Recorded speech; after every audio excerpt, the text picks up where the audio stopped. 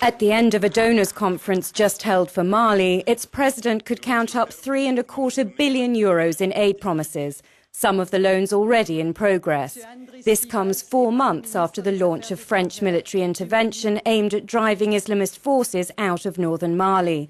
Dioncounda Traoré is its acting president. Mr. President, Mali had high expectations for this donors' conference. More than €3 billion of financial assistance has been offered. Those promises still have to be realised, but your hopes have been surpassed. What assurances will you be giving that the funds will be well used? You're right in saying that everyone in Mali was watching this conference unfold, and that we really had our hopes lifted that we might benefit from international solidarity, and especially European solidarity, to begin putting into practice our program to relaunch development. You heard the French president ask that each euro be spent effectively and openly. Yes, we are aware that our partners have gone to great efforts, the European and international communities. And the least that we can do is to make sure that both Mali's taxpayers and other countries' taxpayers are respected. That's the least we can do, and we're going to see that each euro goes where it should go. French troops have started to withdraw. A United Nations stabilization mission is going to take over from them, with African soldiers staying in place. This is no longer about carrying out offensives. There won't be any more going out in search of the jihadists where they're dug in. And yet those fighters are still active. They're carrying out attacks. Can Mali be stabilized with the jihadists ready to ambush it all the time? Where it's necessary, the UN troops can go over onto the offensive and track down the jihadists. But are you preparing for a drawn-out conflict, perhaps guerrilla warfare, as other countries have experienced? Yes, but you have seen that after they've been defeated on the ground, today they opt for suicide attacks, and we occasionally see a booby-trapped vehicle explode. Obviously, that's their way of doing things. It's their way of fighting when they can't fight in the conventional way any longer. And that's why we have to expect this kind of activity. But I believe we can handle that as well. There's also the case of the city of Kidal in the north, which is essentially held by the MNLA Tuaregs.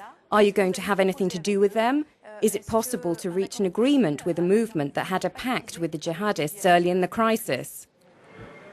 Yes, we're obliged to talk with them because, in the first place, we are compatriots. They're Malians.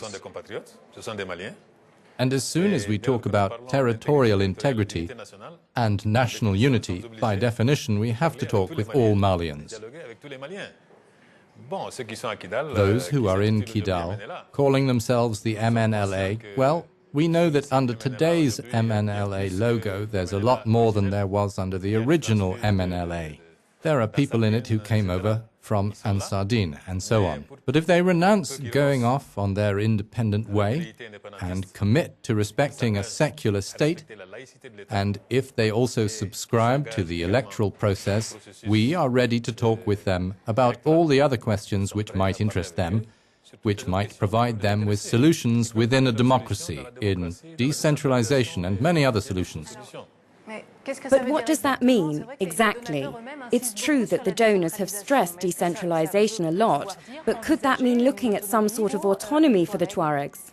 No, I don't think we'll go that far. We think that our decentralization process provides everything that's needed to settle the question of the North.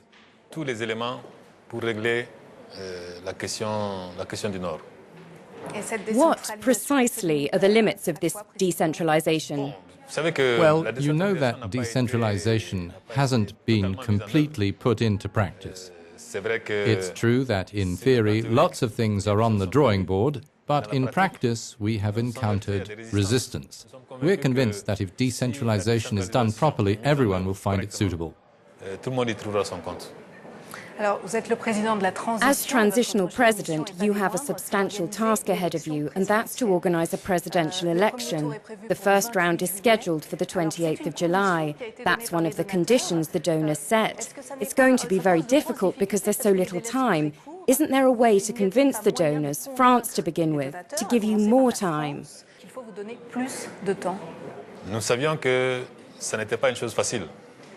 We know it's not easy, and we know this is a genuine challenge. But we wanted to show our determination to make the transition as short as possible, because Mali is facing so many serious problems. The sooner the transition ends, the sooner it will be possible to tackle the real problems. We have to understand that only an elected government with more legitimacy and more time can take care of the real problems of the country. Therefore, it's not a condition of the donors. We decided this, and we asked all our partners and friends to help us stick to the timetable. How are you going to get the people in Kidal to vote? And how will you make the 300,000 people who've been displaced to the interior of the country vote? And the 175,000 refugees who've left the country?